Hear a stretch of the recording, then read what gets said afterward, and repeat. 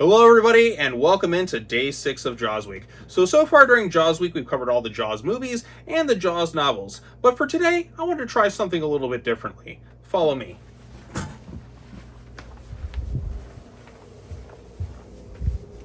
And play some Jaws board games. With Jaws being the phenomenon that it is, it was inevitable there would be some sort of board game tie-in to the movie. I did some digging, and what you're looking at here is the entire lineup of every single Jaws board game that has ever been released, with the game of Jaws being an update of the original board game done by NECA in honor of the film's 50th anniversary. I couldn't find any other Jaws board games outside of these ones, so unless one magically pops up by the end of this video that I wasn't made aware of, I'm fully convinced that this is all of them. Now, given the nature of these board games being multiplayer, I don't think I could properly review them by myself, so I think I might need some help with this one. Did someone say they needed help? Hello there. Steven! Hey, man, you crazy son of a bitch! How you been? I haven't seen you since that wild shit that happened last Halloween. Yeah, I took some time to recuperate, and seeing as you helped me out last year, I figured I'd help you out this year. Well, I do appreciate it, even if you did break into my house once again. Don't mention it, man. And, you're reviewing Jaws board games, and seeing as we're not near an ocean, it's not like we're going to be attacked by a shark or something.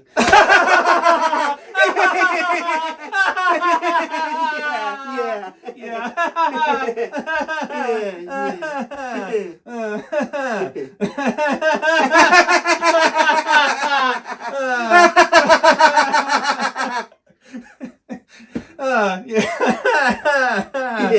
How about we just play some games? Let's do it. Okay. Hey, what's with the playing cards? I thought we were only covering the board games. Well, these are custom-themed Jaws playing cards, and if you remember in the movie, there's a scene where Hooper is playing solitaire by himself before getting yelled at by Quint. Stop playing with yourself, Hooper. Slow ahead, if you please. So I figured I'd incorporate it into the episode as a bit of an added bonus. Wow, you're really reaching for that one, Sean. I know, but it is Jaws Week, so we're going all out. That being said, it's time for Solitaire, Jaws Edition.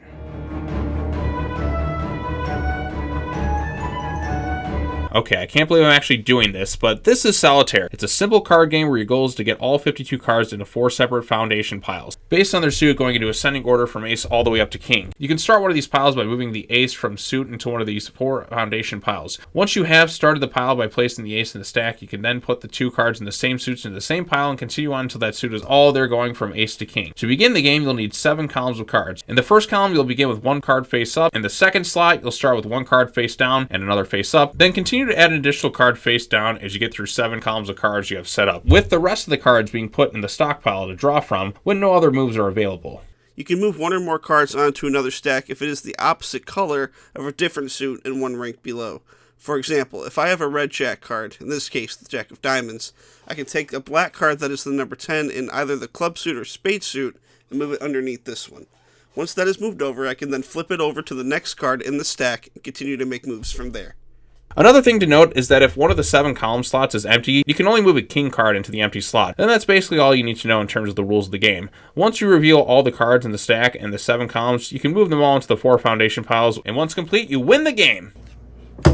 Yeah! I won! So that was Solitaire, one of the most universally played card games of all time. It is very simple and effective, but probably better to play it on a phone or computer instead of using a physical deck of cards. I would totally agree with that statement, sir. So, with that said, let's get to the real deal stuff. How about this one? You know what? I think that's a great idea.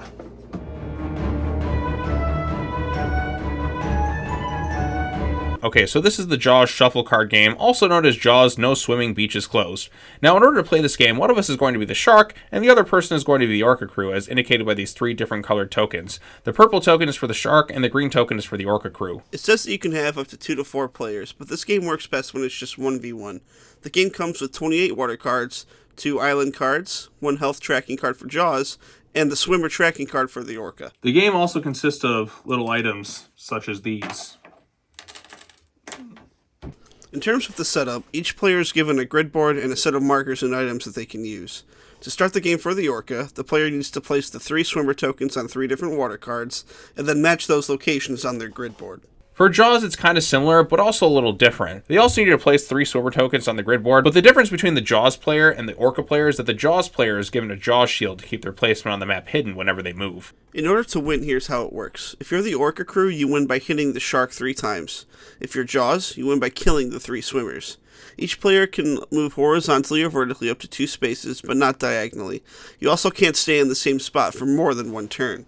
After each player finishes a move, they need to remove a water card which shrinks the hunting ground, thus bringing the players closer together. The Orca player is allowed to move the swimmers up to 3 times total during the game, but each time they do, they must indicate it on their swimmer tracking card. When it's the person playing Jaws' turn, you need to swim under one of the swimmers and yell, "Kill!" out loud. Then move your shark icon back to one of the islands. As we indicated earlier, the shark's location is kept a mystery. However, the player must leave at least one hint to their location by either placing the Jaws token next to the row or column they are located in. In terms of the shark's health, when he gets hit, you must indicate so on the health tracking card. For the Orca player, they also have to be over Jaws' location and say shoot. If they say miss, then they miss. There's also the potential scenario where the Jaws and Orca player are in the same spot, but the Orca player has to call the spot they want to open fire on. Each player has their own set of action tokens. With Jaws, you have the place or block a water card token, move an extra space token, or the hide Jaws token. With the Orca, you have the dynamite token, which you can place on any 2 adjacent cards to target Jaws. If you miss Jaws, then this will remain on the board until the beginning of the next turn before it's removed. There's the extra move token as well, and the most powerful token of all, which is the distance shot card, which can hit any of the 8 cards surrounding the Orca's location. The Orca can also protect a swimmer for 1 turn by moving to a swimmer's location on the board. The person playing Jaws will be unable to attack during that turn. Now that you got all those rules out of the way, you're ready to play the game. In terms of the gameplay, while the Jaws player has the element of surprise, the Orca player has more advantages with their powerful weaponry and the ability to swim over and protect their swimmers. I would say it is more difficult to win as Jaws than as the Orca from personal experience playing the game. I think I'm going to use my bomb and hit right here. Are you sure you want to do that? Yes, I do. Son of a bitch. Fucking one piece of shit.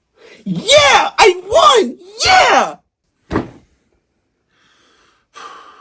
Alright, so that was Jaws, no swimming, beach closed.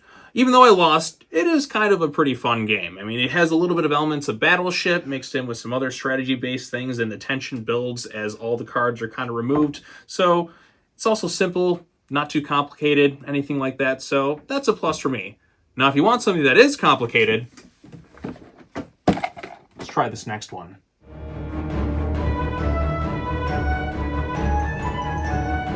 Okay, we're going to try our best to explain this one because the truth is we don't fully know what we're doing when it comes to this game. There's a whole ass booklet that comes with it, but even after going through it, we're still kind of confused, so here's us just trying our best to explain it. In this game, you play as either Team Quint or Team Jaws. You can play either 2 scenarios on the Orca side of the board or 2 scenarios on the Amity South Beach side of the board, with the end goal being the first to reach a specific amount of points. In this case, if we're playing with 2 characters, it would be 6 points, versus if we play with 3 characters, it would be 10 points. But seeing as how this game only comes with 2 players for each team, we will just go ahead with the 6 points to win instead. There's a lot of different components to this game. Each player starts out as either Quint or Jaws, along with their corresponding character card. They also are given their basic character piece alongside 2 basic character cards. There's also various status cards, ability tokens, cooldown tracks, dice, and various types of markers, depending on what type of scenario you're playing in. Oh, and you get these cool blue crystals that act as points. I don't know about you all, but to me they look like Walter White's crystal meth from Breaking Bad. In terms of the gameplay, there are several steps that are taken for each round. You start by choosing a character, then you can do up to 2 actions. There are 2 types of actions you can take, which are basic and special actions. The basic actions consist of moving. Your character can move up to 2 spaces in any direction, although you can't pass through these highlighted obstructions that cover a square, but the game doesn't state if you can move between the squares with partially covered spaces or not, so we're just going to assume you can. Also, I can understand the shark being able to climb onto the boat, as it did so in the movie briefly, but how the fuck does it move around land if it can't breathe air? Is this thing of water surrounding it some sort of breathing apparatus that allows it to travel? In which case, like, why is it even in the water when it can just move around and just eat people on land much easier? I don't know, it doesn't make sense. Aside from being able to move, you can assist one of your characters if they've been knocked down, picking them back up. Another action you can take is challenging your opponent. If you are the one challenging, then you want your total number of attack symbols to be greater than the opponent's defense symbols. Keep in mind that the exclamation points are worth 3 whether you are on attack or defense. Your turn ends when you've completed your actions, and the round ends when both players have exhausted their move sets, and with the next round you switch who gets to go first. The end goal is to completely knock out your opponent. There's a little bit more to it than that, but you get the basic idea at play here. Things will change a bit depending on the type of scenario you're in, but it still ends up being a bit confusing in the end, particularly when you have to merge and submerge the shark. Also, apparently you can mix the game with other types of Funkoverse games, but I feel like that'd probably add to the confusion. You know what? All things considered, I think I'd rather just play something else. Alright, well, you fucking win this one. It's making my head hurt. Let's do something simple. Like this one. Jaws, Monopoly Edition.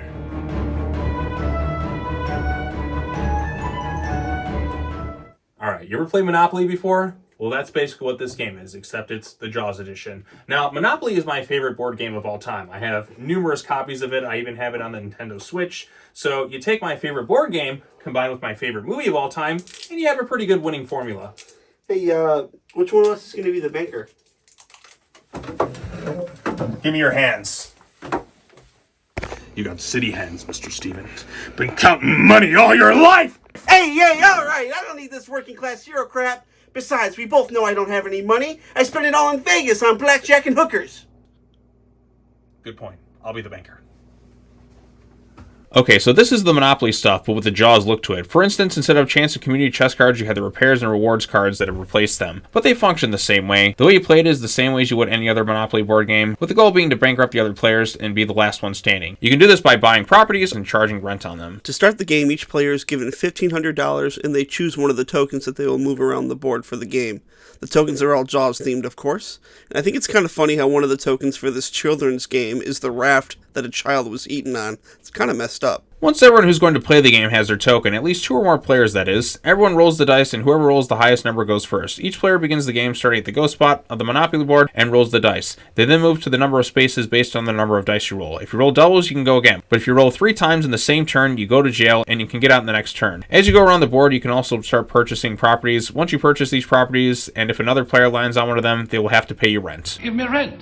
You'll get your rent when you fix this damn door! If you manage to collect a complete color set of properties on the board, you then have a monopoly and can start to build houses and hotels on those properties. This drives up the cost of rent and can spell game over for the other player if they land on your property, just like Sean's about to do here.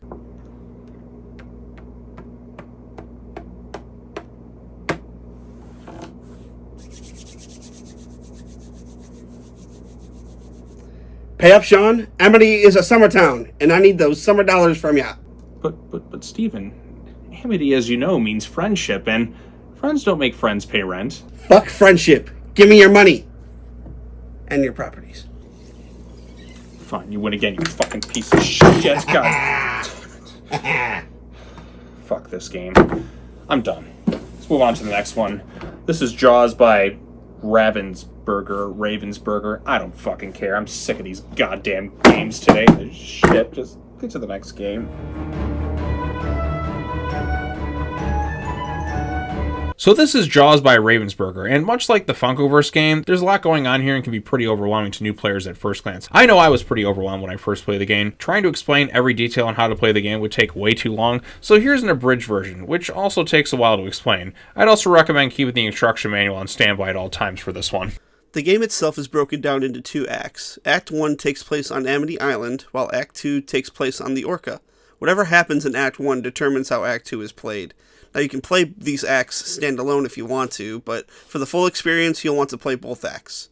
One person plays as the shark, and you can have up to 3 people playing as Quint, Hooper, and Brody, or you can just have one other person playing as the entirety of the Orca crew.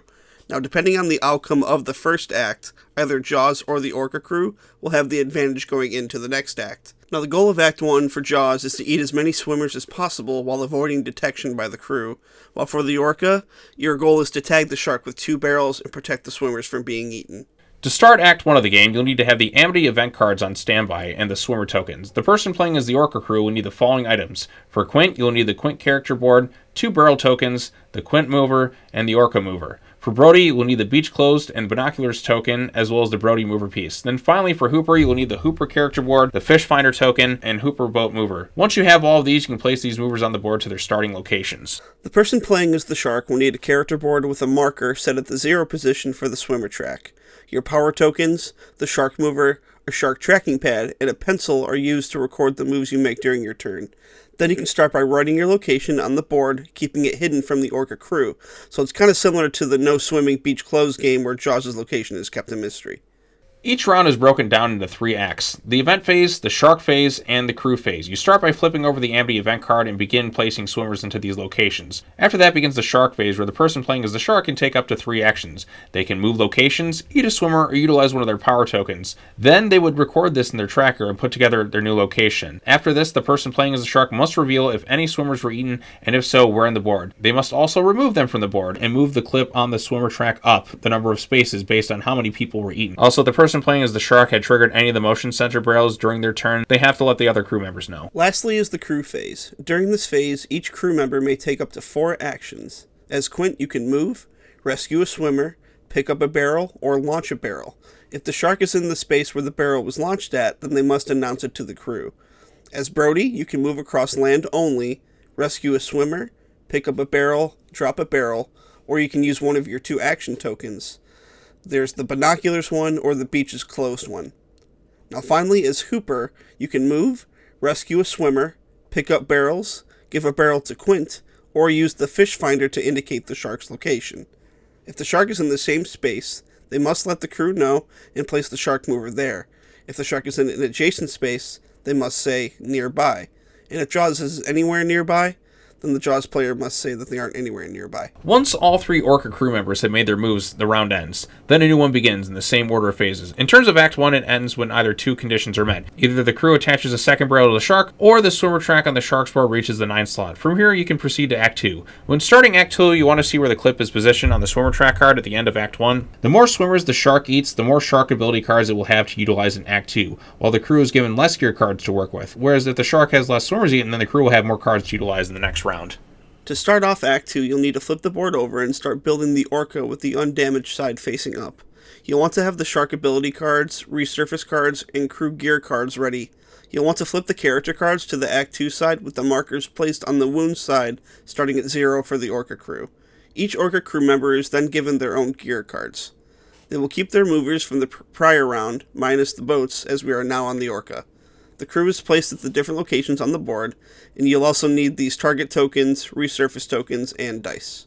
The goal of Act 2 for the shark consisted of either eliminating all 3 Orca crew members or destroying the Orca entirely. As for the Orca crew, your goal is to just eliminate the shark. Act 2 consists of 6 steps. Step 1, resurface options. In this step, turn over the top 3 resurface cards and reveal the potential location where the shark will appear. Then place the resurface tokens on these potential spots. Step 2, the shark chooses. As the shark, you secretly place one of these resurface tokens on the side of the board, with the option to place a shark ability token as well. For Step 3, the crew prepares. The crew has 2 options. You can move up to 2 adjacent spaces and choose a type of weapon. Then you can place your target token into the space where you think the shark might resurface. It's worth noting that the crew tokens can vary depending on what type of card they have. From here, you move on to Step 4, the shark reveals. This is where the player playing as Jaws flips over their resurface token and discards the other 2. Then they place the shark mover in that location. After this, move on to Step 5, the crew attacks. Each crew member who targeted the correct zone may attack in any order, while the crew members who targeted the wrong zone do not attack. In order to attack, the crew member must roll the number of dice shown on the resurface card. If the total number of hits is equal to or less than the shark's evade value, then the attack misses and the shark doesn't take any wounds. But if the total number of hits is higher than the shark's evade value, then the difference between the evade value and the total number of hits is the amount of wounds that the shark will take. The 6th and final step is shark attacks. The shark can either attack the boat or a crew member. If they attack the boat, roll the dice equal to the number shown in the resurface card, and much like in Step 5, if the number on the dice is greater than the larger listed, then the boat section gets destroyed. If it matches the smaller number, then the boat becomes damaged, and the piece is flipped to the damaged side. When attacking a crew member, they must be in the water and adjacent to a space you're in. If the crew member is safely on the boat, then you will be unable to attack them. You must also announce the crew member that you are attacking. Then you can roll the dice. The total value of the roll equals the number of hits that the crew member will take. If a crew member gets hit 6 times, then that character is removed from the game. Before submerging, the shark may also roll a bonus attack against each crew member that's in the water by rolling 1 die at a time. The number of hits will equal the total value of the roll as well. Once the bonus attack is complete, the round is over and the shark dives back down to the depths. You'll then remove the shark mover and discard the face-up resurface card and shark ability card if you use one before beginning a brand new round. From here on out, you repeat the process until either all 3 crew members are killed, in which case the shark wins, all the orca tiles get destroyed, in which case the shark wins again. Or, the final way the game can end is if the shark's wound tracker reaches its red X, in which case the shark dies and the orca crew wins the game. Yes, I win again! Fuck you, Sean! Fuck! God damn it, I'm sick of fucking losing to you! Jesus titty fucking Christ! Okay, so that was Jaws by Ravensburger. A bit more on the complicated side. I'm somebody who prefers a bit more of a simple type of board game, like when we played the Monopoly one, or the very first game as well. So, as somebody who's more into that type of gaming, board gaming I should say, what did you think of that, Steve? Yeah, you know, it is on the more complicated side when it comes to board games, but once you know the rules, it's not too bad. But myself, I do prefer more complicated board games, because when you develop a strategy mid-game and you see it play out, it can be a very rewarding experience. Well said, sir. Well said. But looks like we got one more game that I can kick your ass in. That's very funny, Steven. Hey, what does that say? It says, time's up, you son of a bitch! You stupid...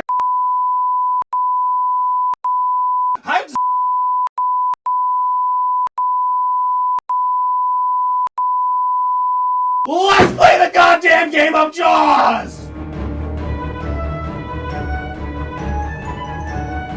Okay, so to conclude the board game episode, we're taking a look at the very first Jaws board game, which is known as the Game of Jaws. Now, as you can see here, this doesn't look like something that came out in the 1970s. That's because this is the updated 50th anniversary edition from NECA. The original version looked like this.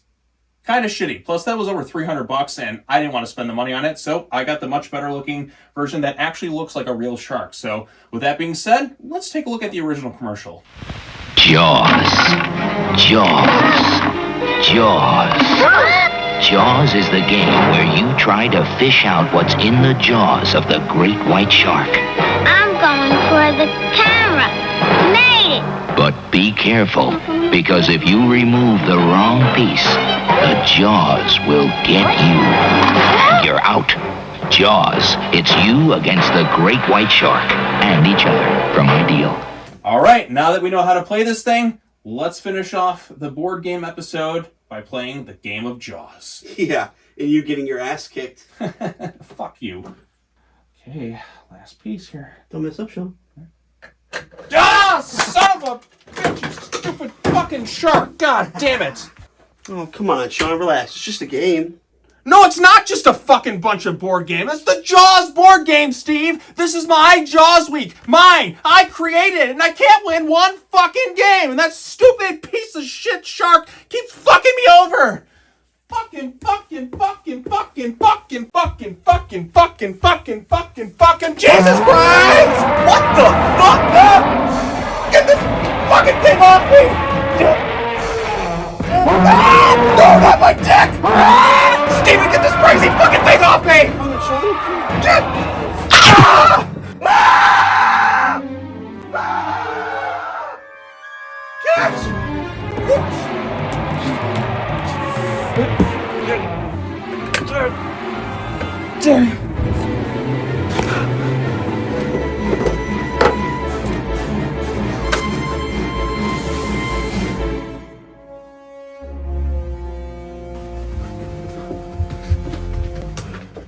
Steve, where is that fucking thing?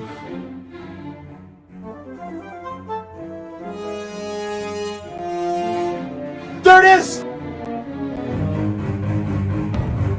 Come on, Steve, shoot the fucking thing!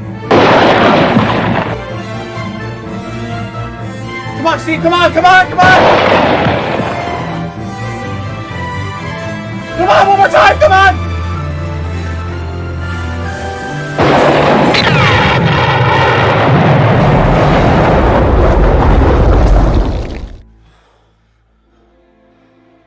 Sean, what just happened? The game came to life and tried to kill us. Why does this keep happening to us? I don't know, man, but, hey, hell of a shot, though. Yeah, thanks. Yeah, I figured I owed you from last year. Yeah. Well, I appreciate it, man. High five? God. Yeah, that is not that ideal. is not looking good. I mean, I'm bleeding too from this thing. Maybe we should go to urgent care or something and Yeah, get that looked at. I'm gonna go get this fixed. I'll see you later. Fist bump? Yeah. All right. Bye, Steve. Bye. God, fucking sharp. Oh, didn't see you there. So, those were the Jaws board games. All in all, pretty fun overall, except when they come to life to try and kill you. But, not a bad time to spend some afternoon playtime with the world of Jaws. So, yeah, that's that. But anyways, tomorrow is the final day of Jaws week, which means we're going to be tackling the Jaws video games and Jaws the ride. So stay tuned for it because Jaws week is coming to an end. Peace out. All right, let's clean all this shit up now. What is that?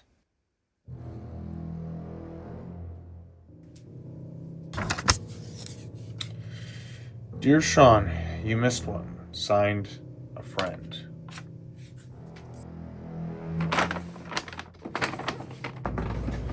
Just when you thought it was safe to end the video, they released another Jaws board game.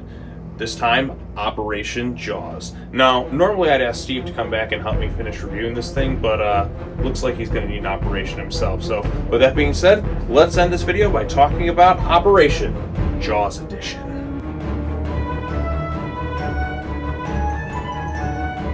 Okay, so this was literally just released this year in honor of Jaws' 50th anniversary, and if I didn't include it, there would always be that feeling that I missed out. This is a special Jaws-themed edition of the game Operation. You remember the commercial, right? Doctor, he needs an operation.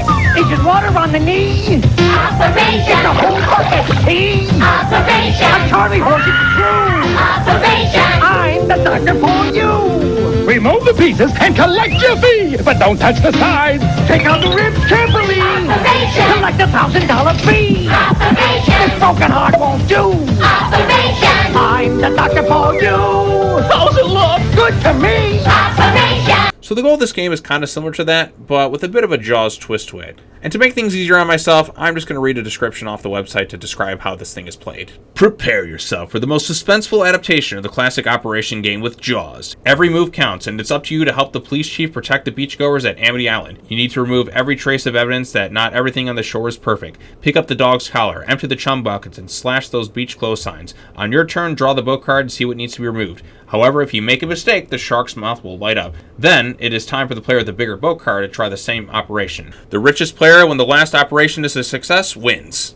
This is a pretty straightforward and pretty simple game that anybody can just kind of pick up and play off the fly. The person who's the bigger Jaws fan starts the game, in which case would normally be me. All the pieces, or anatomy parts as the game calls them, are in Jaws theme. Same with the game tray itself. You also got your boat and bigger boat cards where the description tells you something about each piece in rhyme, of course. It even has some custom Jaws money, consisting of both 100 and 500 summer dollar bills. If you don't have anyone else around you, you can play the game solo, and that basically just entails practicing your skills by removing 12 pieces until you get it right. Overall, it's a pretty fun game. Operation has always been one of my favorite board games as a kid, and now it's made even better since it's a Jaws-themed version. If you got some friends or family around, then be sure to check it out. Alright then, with that being said, that's it for the Jaws board games. No more, we are done.